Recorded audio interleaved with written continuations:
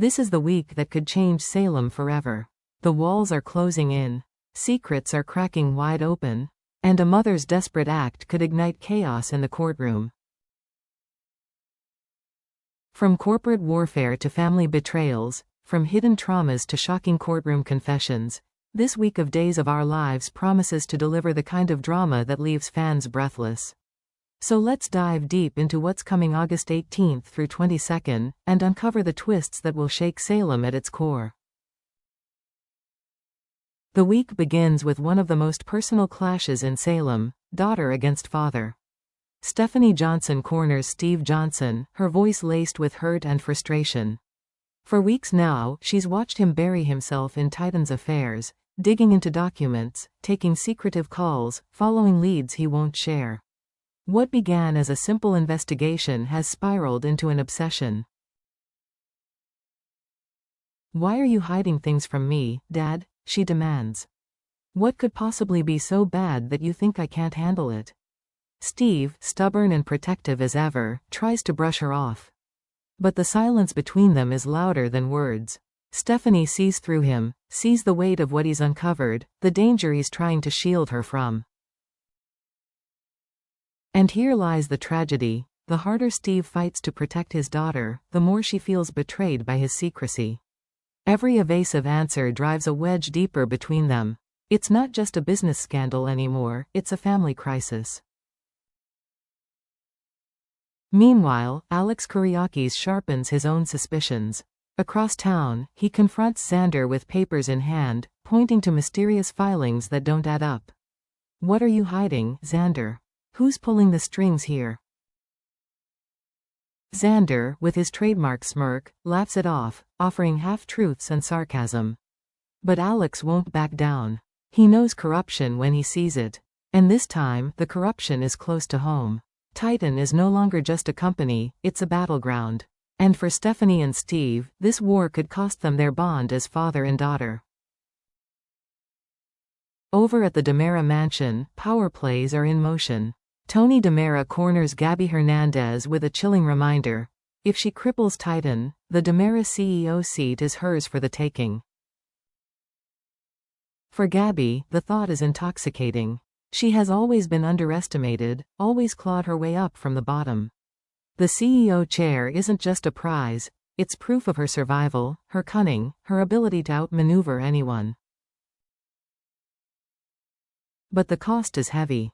Taking down Titan means setting off a chain reaction, striking at the Kyriakis family, igniting corporate warfare, and possibly dragging her loved ones into collateral damage. Tony's words echo in her mind, smooth but venomous. "Are you willing to pay the price for power, Gabby?" She pictures herself at the head of the DiMera table, commanding respect, controlling the empire. But she also hears the whispers of betrayal, alliances snapping, enemies multiplying. The DiMera dynasty is built on betrayal, and to claim her throne, Gabby might have to sacrifice more than she's ready to lose. Adding to the storm is Philip Kyriakis, circling like a shark. If Gabby makes her move, Philip will not stand idle, he'll strike back, and the result could be all-out corporate bloodshed. For Gabby, this is not just ambition. It's a gamble with everything on the line, her career, her family, and perhaps even her soul. While the boardrooms of Salem burn with greed and betrayal, Julie Williams quietly seeks solace in something far more human. She meets with Foster, her trusted confidant, and admits that she has finally found the perfect buyer for the cherished bookstore. For Julie, this isn't just real estate, it's a piece of her heart, a cornerstone of Salem's history. Every book on the shelf carries memories, every corner whispers stories of those who walked before. Letting go feels like saying goodbye to an old friend.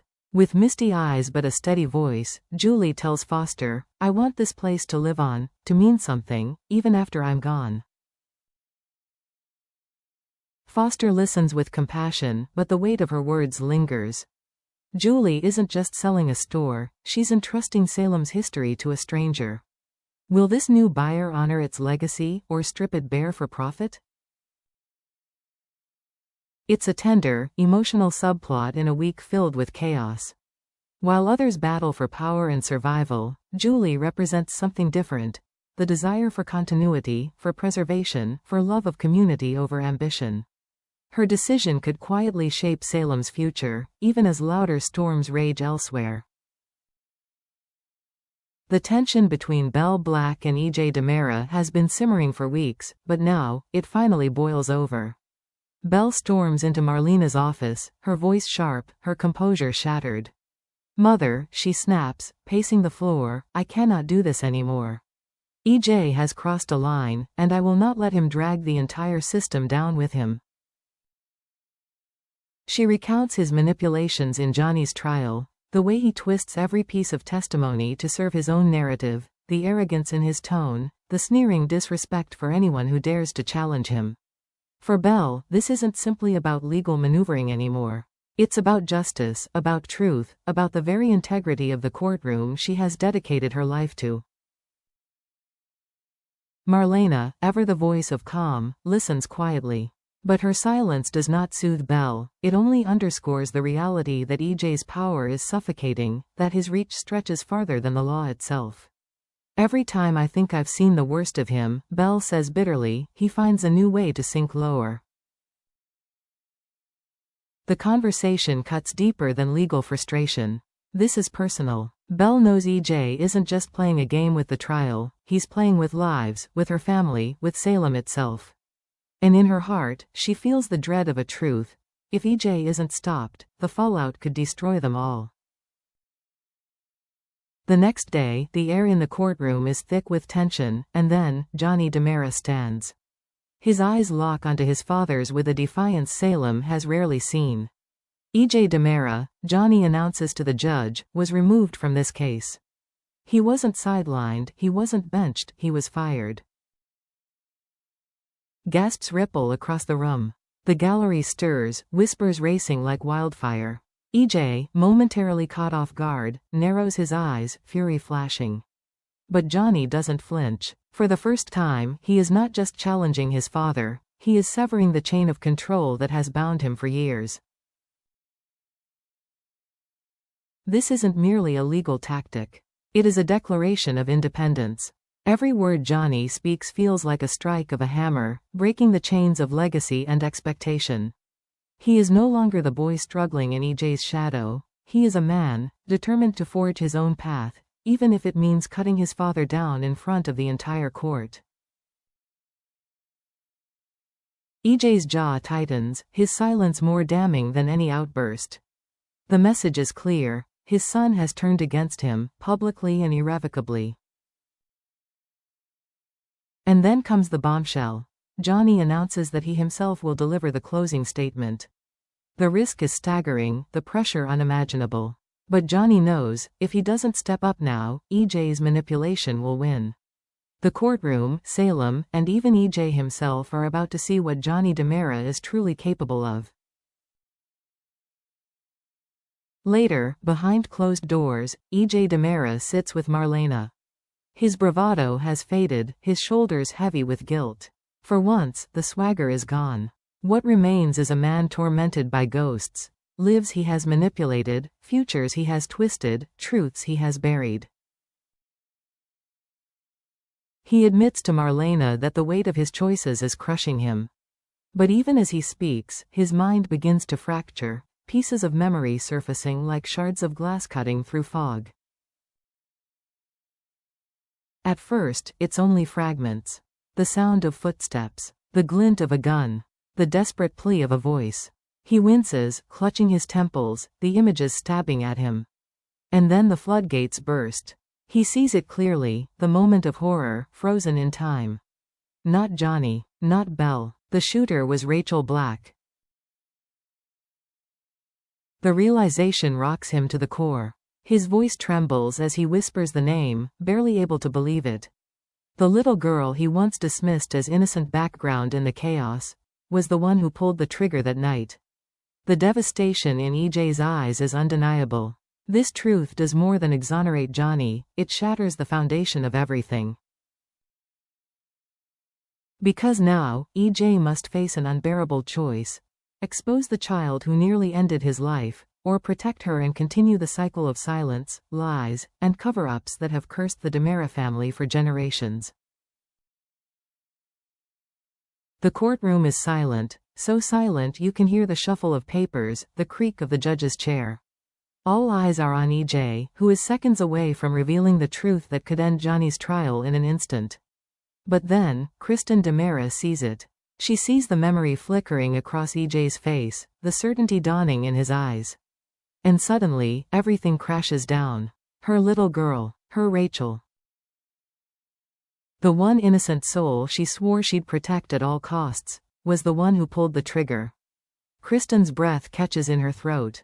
Her hands tremble as panic consumes her. No, no, this isn't happening, she mutters, her voice rising, breaking into hysteria. The polished DiMera mask crumbles as raw fear explodes to the surface. She leaps to her feet, shouting over EJ, desperate to drown out his voice. Stop. You don't know what you're saying. You don't understand. The courtroom descends into chaos. Kristen thrashes as bailiffs rush in to restrain her, but she fights like a mother cornered, her screams echoing through the chamber. She's just a child. Leave her alone. This is more than a tantrum. More than a scene. It is a primal scream from a mother who would rather burn the world down than let her daughter's name be stained with guilt. And in that moment, everyone sees Kristen DiMera not as the ruthless schemer, but as a mother terrified of losing the one thing she truly loves. But Kristen knows hysteria won't hold forever. As the jury files back in, ready to deliver their verdict, her mind races. Every second brings Rachel closer to exposure, closer to the unbearable weight of a crime she can't even remember committing. So Kristen makes the most desperate move of her life. She blurts out the words that freeze the courtroom, "It was me. I did it." The room explodes in shock. Lawyers shout, the judge bangs his gavel, reporters scribble furiously. And yet, Kristen stands firm, or at least tries to. Her body shakes, her voice trembles, but her eyes flash with the ferocity of a mother ready to trade her freedom for her child's. She knows Rachel has blocked the memory of that night. To tear it open now would shatter her daughter's spirit, haunt her for decades, and turn her childhood into a prison of nightmares. So Kristen takes that prison for herself. She imagines the cell doors clanging shut, the cold walls closing in, and she steels herself. Better me than Rachel. Better the world believe I'm guilty than let my daughter carry that cross. But the problem is clear. EJ's memories are sharp. The evidence is mounting. Salem's justice system doesn't forgive so easily. A phony confession might buy time, but it can't bury the truth forever.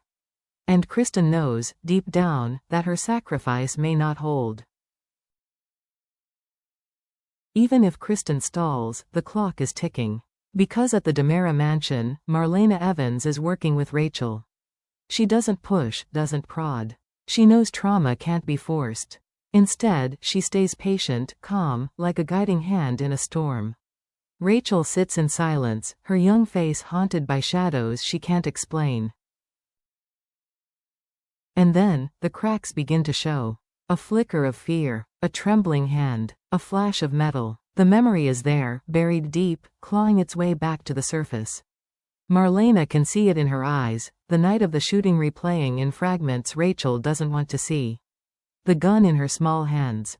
The sound of the shot. EJ falling. When that truth finally comes rushing back, it will tear Salem apart. For Rachel, it will mean the shattering of innocence. For Kristen, the failure of her desperate cover-up. For EJ, a cruel reminder that his near death came not from an enemy, but from a child. And for Salem itself, a scar that will never truly heal. So, what does this mean for Salem's future?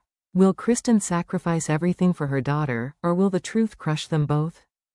Will Johnny's bravery finally earn him justice, or will his family's sins drown him once again? And how will the DiMera empire survive when the truth about Rachel detonates like a bomb at its very core? This week, every secret explodes, every alliance fractures, and every lie is one step closer to the end. One thing is certain. Salem will never recover from what's about to unfold.